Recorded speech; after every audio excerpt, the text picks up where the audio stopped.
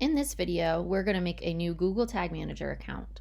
So first thing you have to do is go to tagmanager.google.com. You will then click Create Account. Enter your account name. Select your country. Select if you'd like to share data with Google. Your container name will be your website URL. You will then select web if it's a website.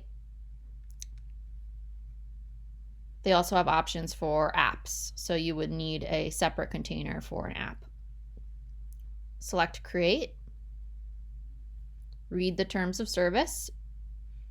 Check that you accept the processing terms and click yes.